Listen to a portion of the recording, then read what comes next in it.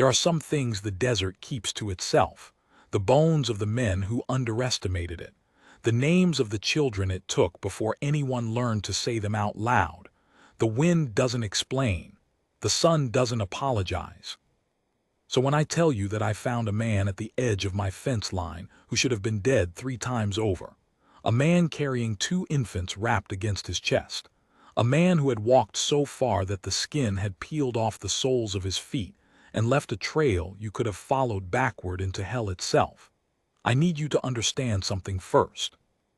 I was not a kind woman. Not anymore. The frontier had burned the soft parts out of me the way a branding iron burns hide, and I had buried enough people that I'd stopped expecting the world to hand me anyone worth saving. But that morning, when I knelt down in the dust beside a stranger whose own people and mine had spent a generation trying to kill each other, and I heard the sound coming out of his chest, that wet, rattling, drowning sound of a man fighting for every single breath while still, even then, even half dead, turning his body so the bobby stayed in the shade of his shoulda. My husband used to laugh at me for it. Tom, who could carry a sum in his head from one season to the next and never write a word of it down. He said a woman who wrote down the price of every nail and the date of every rainfall was a woman who didn't trust the Lord to remember it for her. I told him the Lord had a great many things to keep track of, and I didn't see the harm in lightening his load. Tom has been dead 4 years now. The ledger remembers him better than I do. April the 3rd. Tom fixed the south gate, rain in the night. I can open to any page and find him there, alive, fixing a gate while the rain came down. That's the thing about writing it down. It doesn't bring them back, but it keeps them from leaving all the way. I tell you about the ledger because the morning I found him, the first thing I did, before I understood anything, before I'd even decided whether the man at my fence was alive or a corpse the coyotes had dragged, the first thing my hand reached for, out of 40 years of habit, was the pencil in my apron pocket. As if I might stand there in the dirt and write it down. Found a man. 2 bobbies. He is dying. As if writing it would make it something I could file away and forget. I didn't write it. My hands shook too hard. It was the dog that found him, really. Old Bridger, half blind and good for nothing but barking at things long after they'd stopped being a threat. He'd been gone since before light, and when he came back he wouldn't come into the yard. He stood at the lip of the wash, 50 yards past the south fence, and he barked. Not the lazy bark he gave the wind. A real one. The kind that meant come now, something is wrong. I went out with the rifle. A woman alone learns to do that. You don't walk toward an unknown thing on this land with your hands empty. I had buried that lesson with the others. The light was just coming up gray over the Chiricahuas, and the cold was still sitting in the low places the way it does before the sun burns it off. And I came over the rise above the wash, and I saw a shape down in the sand, and I thought at first that it was a dead steer. Then the shape moved. It lifted its head, just a few inches, just enough, and it looked at me. And in that moment, before I understood a single thing about who he was or where he'd come from or what he carried, I understood the look. I had seen it before. On my husband's face, the night the fever took him. On a mare I'd had to shoot when her leg went bad in a gopher hole. It is the look of a living thing that has gone past the place where it can save itself, and is asking, not with words, never with words, asking whoever has come whether they are going to be mercy or whether they are going to be the end. I came down the wash slow, rifle up, because slow and careful is how you stay alive, and that's when I saw the rest of it. He was Apache. I knew it from the cut of him, the deer skin, the band around his head dark with sweat and old, and every nerve in my body that had been trained by 20 years of fear and funerals and the things men told around fires said, run, get the gun ready, this is the thing that has killed your neighbors. But he wasn't reaching for a weapon. He didn't have one. His hands, God, his hands. He had his arms crossed over his own chest, and bound to his chest with strips torn from his own clothing were 2 bundles, and the bundles were moving, and the bundles were making the smallest sound I have ever heard a living thing make. Not crying. They were past crying. The thin, broken mule of infants who have cried so long and so hard that there is nothing left in them but the habit of it. Two bobbies, maybe a year old, the both of them, maybe less. And the man had wrapped them against the warmth of his own body, and even now, even with his face the color of ash and his lips cracked open, and that terrible drowning rattle coming out of him with every breath, even now he had turned himself so that his shoulder threw a strip of shade across their faces against the rising sun. I lowered the rifle. I want to tell you I made a noble decision. The truth is I didn't decide anything. My body decided. My knees folded down into the sand beside him and my hands were already reaching, and the part of me that had spent 4 years being hard and careful and alone was just gone, the way frost is gone the moment the sun touches it. He flinched when I touched him. Of course he did. A white woman's hands coming at him out of the dawn. What had those hands ever meant to him but harm? But he didn't have the strength to pull away, and after a second he stopped trying, and his eyes, black, fever bright, fixed on mine with an intensity that I have never in my life been able to forget.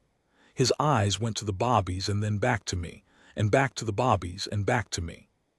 He was asking me a question with his whole dying body. Will you take them? I have thought about that moment more than I have thought about my own wedding day. Because there are men, plenty of them, who I have watched die with their last breath spent cursing, or begging, or calling for a wife or a mother or for God to take the pain away. That is what dying men do. They reach for the people they love. This man at the bottom of a dry wash, with the soles of his feet worn to raw meat, and his lungs filling up with his own drowning, and the desert 2 days' walk in every direction, was spending the last of himself asking a stranger to look after 2 children. I put my hand on the bundles. I said, and I don't know why I said it, he couldn't understand a word of English. I said, I've got them, you hear me? I've got them, you can stop now. And something went out of him. Not life, not yet, but the vigilance, the thing that had kept him walking. It let go all at once like a fist unclenching, and his head went down into the sand and his eyes closed and that rattling breath stuttered and caught, and I thought, that's it, he's gone. He held on just long enough to hand them off and now he's gone. But he wasn't gone. The breath came again, ragged and wet and wrong, but it came. I have never moved so fast in my life. I got the bobbies unbound from his chest, and that took some doing. The knots were tight and his arms had stiffened around them like he meant to protect them even past death, and I held them against me, one in each arm, the smallest, lightest things, dry as paper, their little bodies fever-hot and their lips white. I should have run them straight to the house. They needed water, they needed it that minute. But I looked back at him, lying there, the man who had carried them God knew how far. And here is the first hard thing I'll tell you about that day, the first thing that has never sat easy with me. For one long breath, I considered leaving him. I'm not proud of it, but I'll be honest because there's no point telling this story if I'm going to lie in it. I had 2 dying children in my arms and a dying man at my feet, and I could not carry all 3, and there was a voice in me, an old, frightened, practical voice, that said the bobbies first. The bobbies are innocent. The man is Apache and you owe him nothing, and helping him will bring the soldiers and the neighbors down on you, and you have already lost everything once. Woman, do not do this. I want you to know that voice was there, because I think if I pretended it wasn't, you wouldn't believe the rest. I knelt back down. I freed his stiffened arms gently as I could, and I said to him, I'm coming back. Do you hear me? I'm taking them up to the water and I am coming back for you. Don't you dare quit on me. Then I carried the children up out of the wash and across the south field, half running, the dogs circling and whining, and I got them inside, and I did the only thing I knew to do, which was to wet a clean rag and squeeze it, drop by drop, into their cracked little mouths, because you cannot pour water into a creature that dehydrated. It has to come slow, or it does more harm than good. Tom taught me that with a calf, 100 years ago in another life. They took it, both of them. The smaller one, the girl, I didn't know yet it was a girl. She turned her head toward the wet and made that broken sound, and her tiny fingers closed around my thumb and held on, and something in my chest that had been frozen for 4 years cracked straight down the middle. I left them on the bed, wrapped in Tom's old blankets, and I took the mule and a sledge, and I went back for the man. Getting him onto the sledge near killed us both. He was conscious enough by then to try to help and too weak to do anything but make it harder. He kept trying to speak. The words came out of him in his own language, low and urgent, and then he'd point back the way he'd come, into the deep desert, into the rising heat, and his hand would shake and he'd say it again. And I didn't understand. I couldn't understand. But the fear in it was so plain that I felt the hair stand up on my arms. Later I would understand what he was trying to tell me. Later I would understand exactly what was out there, and why he was so afraid, and what it had cost him to leave it behind in order to save these two. But in that moment all I knew was that I had a dying man on a sledge and a mule that didn't like the smell of blood and 2 bobbies alone in my house. And the sun was up now, full and merciless, and the day that was going to change the rest of my life had barely even started. I got him to the house. I got him onto the floor by the stove, on a pallet of blankets because the bed was full of children. I cut the rags off his feet, and I had to sit back on my heels and breathe for a moment when I saw what was under them, because I have seen a great deal of damage done to the human body out here, and I had not seen anything quite like what he had done to his own 2 feet by walking on them after they had no business carrying him another step. He had walked on bone. There's no other way to say it. I cleaned them. And I bound them, and the whole time he lay still with his jaw clenched and his eyes squeezed shut, and he did not cry out, not once, though I know, what I was doing must have felt like fire. The only sound he made was that breathing, that wet, laboring, broken breathing that filled up my little house like the sound of a man drowning very slowly in open air. I knew that sound. I'd heard it from Tom at the end. It was his lungs. Something in his lungs had gone bad from the cold nights or the dust or the sheer impossible effort, and it was filling them up, and a man cannot live long breathing like that. I made him take water the same slow way I'd given it to the children. He took it. He watched me the whole time, those black fever-bright eyes following my hands, and when I finally sat back, exhausted, my apron soaked and bloody and the morning not even half gone, he looked at the bed where the 2 bobbies lay sleeping at last, and then he looked at me, and he did something I did not expect. He lifted one ruined hand and he pressed it flat against his own chest over his heart, and he held it there, and he bowed his head. I didn't need the language for that one. I picked up my ledger from the shelf, because 40 years of habit doesn't die in a single morning, and I opened it to a clean page, and I sat down at the table with my hands still shaking, and I wrote 3 words, and then I couldn't write any more. He is alive. I sat there a long while, listening to him fight for breath, listening to the bobbies sleep, watching the light move across my floor. I did not know his name. I did not know the children's names. I did not know what I was going to tell my neighbors, or the soldiers who passed through twice a month, or my own conscience. I only knew that 3 living souls who had been going to die in the desert that morning were not going to die in the desert that morning. They were going to die, or live, in my house, with me. It took me 2 days to learn it, and I only learned it because of the boy. I should explain about the boy. On the 2nd morning, while Dahana lay by the stove fighting that endless war for air, a rider came down the road from the Watsons' place to the north, their hired hand, a half-Mexican, half-Apache boy of maybe 15 named Felipe, who did odd work across 3 ranches and spoke 4 languages badly and 1 or 2 of them well. He'd come to ask about a strayed heifer. He found me with a dying Apache man on my floor and 2 Apache infants in my bed, and he went very still in my doorway, and I thought, well, here it is. This is how it gets out. This is the end of me.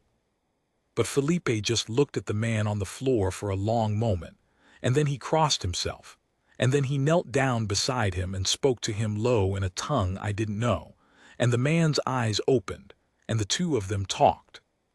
That's how I learned what he carried. Felipe translated it for me in pieces, over that long second day, his young face going grayer with each piece, and I will tell it to you the way I came to understand it, which is not the way it happened but the way it landed on me, in fragments, each one heavier than the last. The Bobbies were not his children. Dahana had a band, not a war party, a band, families, the old people and the women and the children, the way Apache people actually lived when they weren't being hunted, which by then was almost never. They had been camped in a canyon 2.5 days' walk to the southwest, in a place they thought was far enough from the soldiers and the settlers and the reservation men to be safe for a season. It wasn't far enough. Nothing was by then. I'm not going to tell you it was soldiers.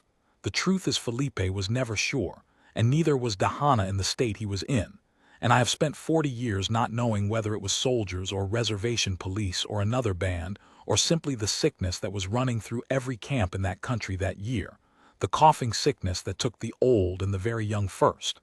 Maybe it was all of them.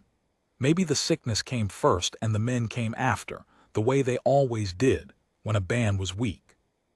What Dahana knew, what he kept saying over and over, until Felipe's voice broke trying to carry it across into English, was that he had gone out before dawn to check the horses, and he had come back to find his world ending. His wife was among the dead. I am not going to dwell on it. There are some doors you open in a story and then you close them again gently, out of respect, because the person they belong to is not here to say how much of their grief they want handed around to strangers. His wife was among the dead, and his mother, and one of the 2 children that came out of his own body. The other he could not find.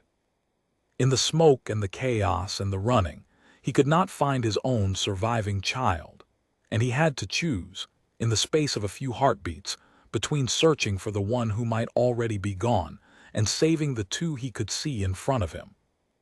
The 2 he could see were not his. They were his sister's children. His sister was dead too.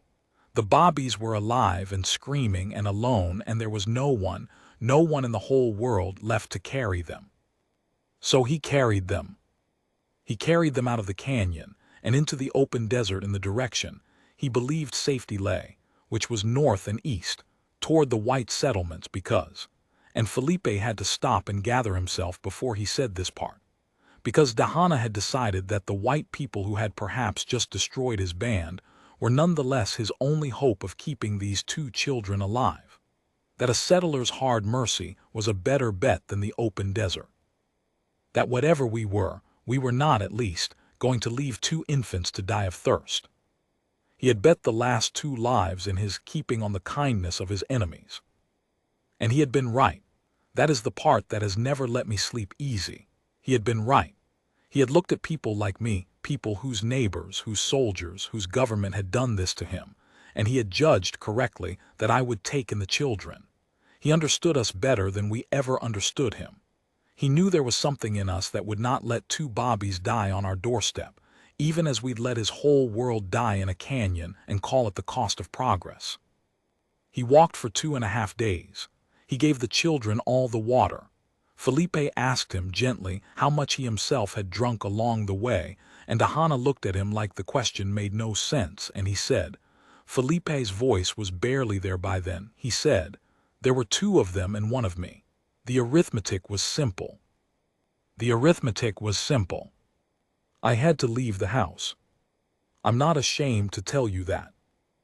I walked out into my own yard in the middle of the afternoon, and I stood by the south fence where the dog had found him, and I cried the way I had not cried since they put Tom in the ground, the ugly heaving kind that comes up from somewhere underneath your ribs, and I cried for a man's wife I never met, and his mother I never met, and the child of his body he had to leave behind in the smoke.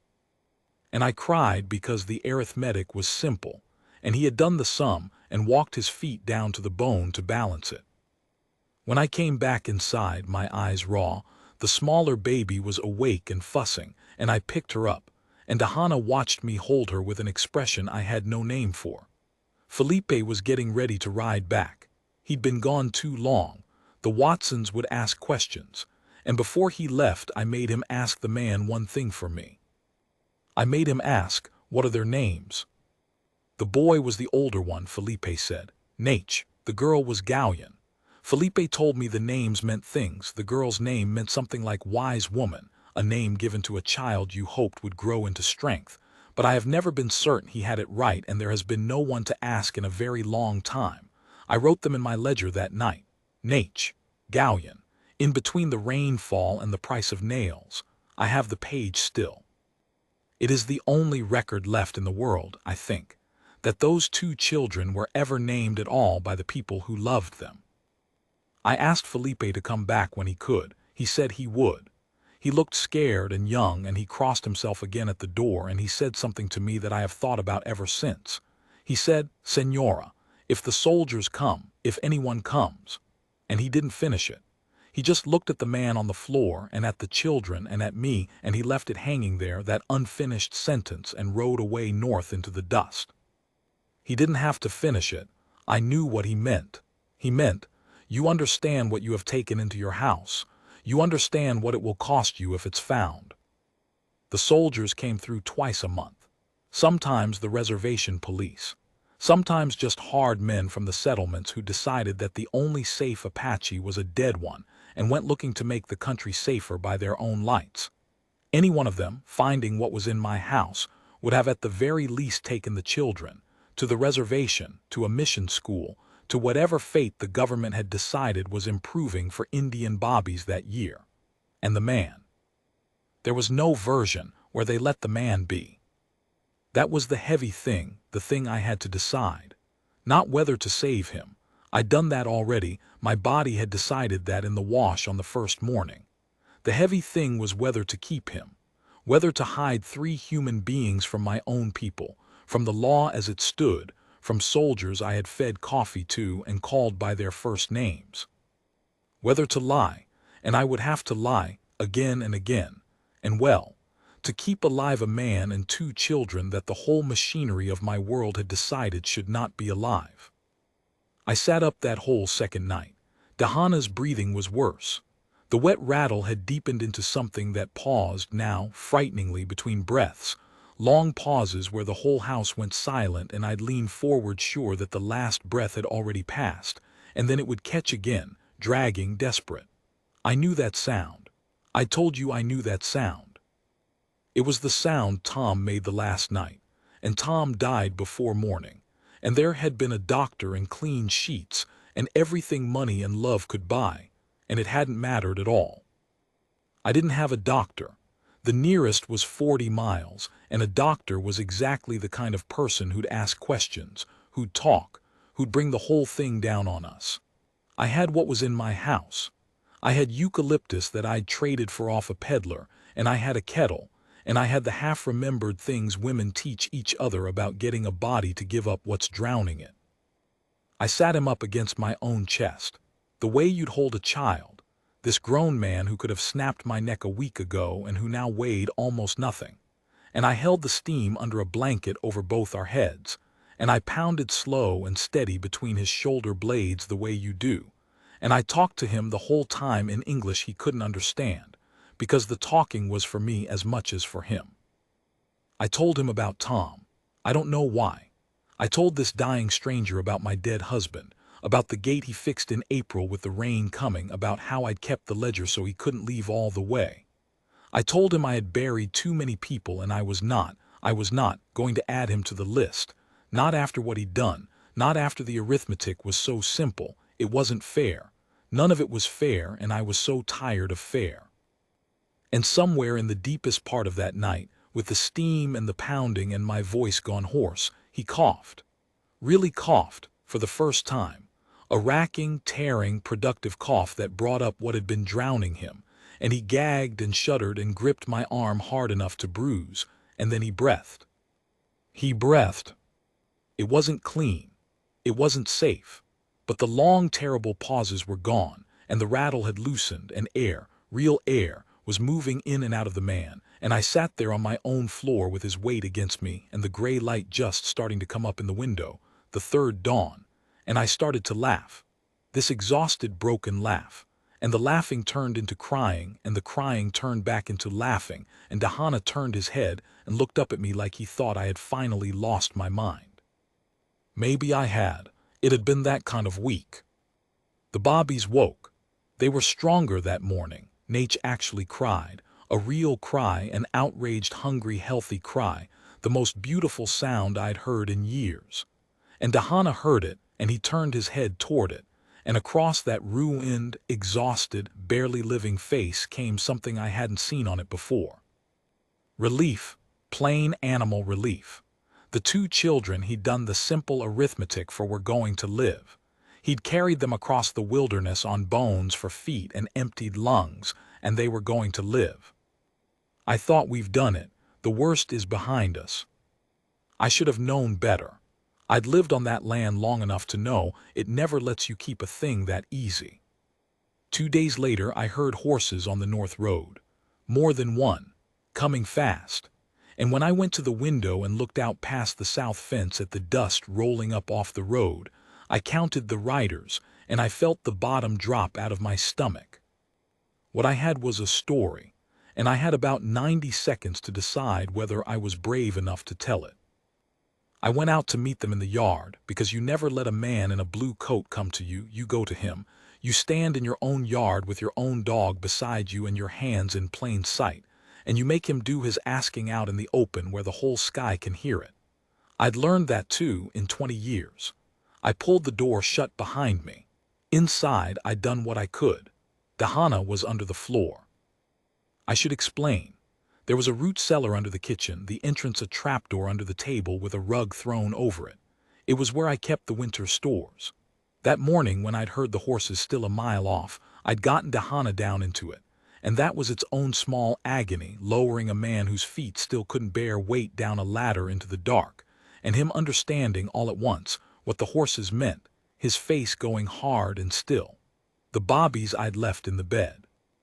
2 infants in a settler woman's house raise questions, but they don't, by themselves, get a woman hanged.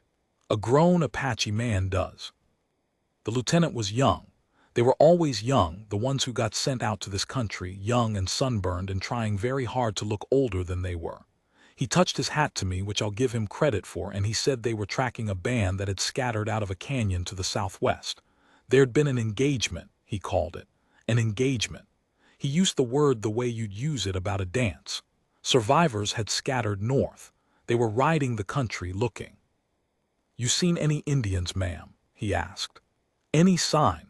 A man, maybe, traveling alone, or, he hesitated, and I watched him hesitate, and I understood that even this young sunburned soldier knew what kind of survivors came out of a canyon where there'd been an engagement, or children. And here it is, the heavy thing, the morally heavy decision, the one all the rest had been building toward, the one I'd promised you at the start. I had 2 choices, standing in my yard with the dog leaning against my leg. I could tell the truth, or part of it. I could say, there are 2 orphan bobbies in my house, I found them. I don't know whose they are. The soldiers would take them.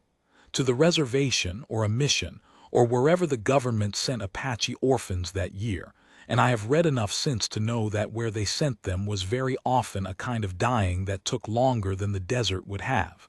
But it would be legal. It would be safe. No one would ever come for me. I could keep my land and my name and my place among my neighbors, and I could tell myself I'd done the lawful thing, the reasonable thing, the thing any sensible widow alone on the frontier would do. Or I could lie. I could look a representative of the United States Army in his sunburned young face and lie, and keep lying, and hide a man and 2 children, and live the rest of my life one careless word away from ruin. I thought about the arithmetic. There were 3 of them and 1 of me, and 1 of me was old and tired and had already lost everything once and survived it, which meant I knew exactly how much losing everything cost, and I knew that I could bear it because I had borne it before. The math wasn't simple, the way Dahana's had been, but it wasn't as hard as I'd feared either when I finally stood there and did the sum. I said no. I said, I haven't seen a soul out here in 3 weeks, Lieutenant, excepting the Watson's boy looking for a heifer. I'd have heard if there were Indians in my wash. The dog'd have told me. I let a little hardness into my voice, the hardness they expected from a frontier woman, the hardness I'd earned honestly enough. You find any of them coming this way, you're welcome to them. I lost a cousin to the Apache in '71. That last part was a lie too.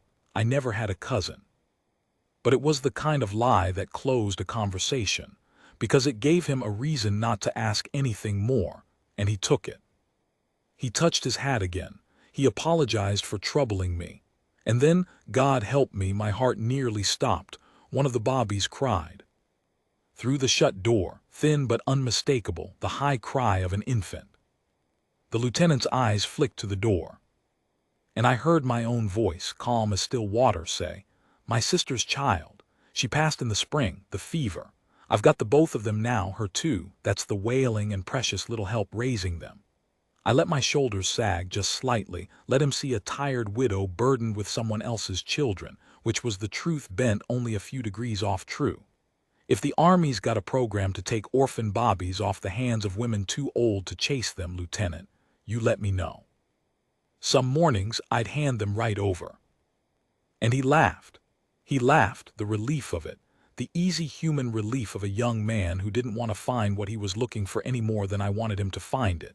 And he said something about how his own mother had said the same about him and his brothers, and he touched his hat a third time, and he turned his horse, and he and his 6 riders went back up the north road in their own rolling dust, looking for survivors somewhere else. I stood in the yard until they were gone. Then I stood there a while longer, because my legs would not yet do what I asked them. When I finally got Dahana up out of the cellar, he was shaking. Not from the climb, though that was hard, but from having lain in the dark beneath the floor listening to the voices of the men who had destroyed his world walk back and forth over his head. Helpless, unable to fight, unable to run, with 2 children's lives hanging on whether a white woman he'd known for 5 days would betray him for safety. I hadn't. He understood that I hadn't. We stood there in my kitchen, the trapdoor open between us, and neither of us had any language the other could understand, and it didn't matter at all. He stayed 11 more days. His feet healed enough to bear him slowly. His lungs cleared mostly. There was always, after that, a catch in his breathing, a roughness, the kind of damage that never fully mends, and I have wondered since whether it shortened his life in the end. The children grew stronger by the hour, the way bobbies do, that miraculous resilience, until you'd never have known from looking at them that they'd been within a day of dying in a wash. Nate learned to pull himself up on the leg of my table. Gallion learned to laugh, and it was the sound, I think, that finally healed something in Dahana that the steam and the eucalyptus never could reach. Felipe came back 3 times. He translated what needed translating, and it was through Felipe, on the 11th day, that Dahana told me he had to leave. I'd known it was coming. A man cannot live forever hidden under a settler woman's floor. There were people of his still out there, scattered, hunted, but out there in the mountains to the south, and he had heard, through the kind of channels I will never fully understand, that some of his band had survived after all and gone to ground in the Sierra Madre, across the border, beyond the reach of the blue coats. He was going to take the children to them, to the people they belonged to raise them up Apache, the way his sister and his wife would have wanted, the way he wanted, with the bitter hard hope of a man rebuilding a world out of 2 surviving children and the clothes on his back. I'd known it was coming. It still took the legs out from under me. I asked Felipe to ask him to stay. I'm not proud of that either, but I told you I'd be honest. I had a house that had been silent for 4 years and was now full of sound, full of crying and laughing and a man's rough breathing by the stove, and I did not want it silent again. I asked him to stay. Felipe translated it, looking miserable, and Dahana listened, and then he answered, and Felipe translated back, and it was the second hardest thing anyone has ever said to me. He said, "You did the simple arithmetic in your yard with the soldiers. You know what it is to carry someone who is not your own. Now you must let me carry mine the rest of the way home." I let them go at dawn. The fourth dawn if you count from the first one, but I'd stopped counting by then. I gave him a mule and water and what food I could spare and a blanket of Tom's, and I wrapped the children warm. He let me hold them both, one last time, and Galleon grabbed my thumb the way she had the very first morning, and I made myself open my hand and give her back, because the arithmetic in the end was simple, and the children belonged with their people, and love that won't let go isn't love. It's just another kind of keeping. Dahana stood in my yard in the gray light, a child bound to each side of him now, stronger this time, his own ribs to give them, not his last strength, and he did the thing he'd done on the first morning. He pressed his flat hand to his own chest over his heart, and he held it there, and he bowed his head. And then he straightened, and he looked at me with those black eyes that were not fever-bright anymore, just steady, and he said one thing in English. The only English I ever heard him speak. Felipe must have taught it to him in the days before, taught it to him on purpose, for this exact moment, and the thought of that has undone me more times than I can count. He said, "I see you." Not "thank you." He said, "I see you." And then he turned and he walked south, up out of the wash and into the lifting dark, a man carrying 2 children home across the wilderness, and I stood at my south fence where the dog had found him and I watched until the desert took them. The way the desert takes everything, gentle and complete, until there was nothing on the horizon at all. I never saw him again.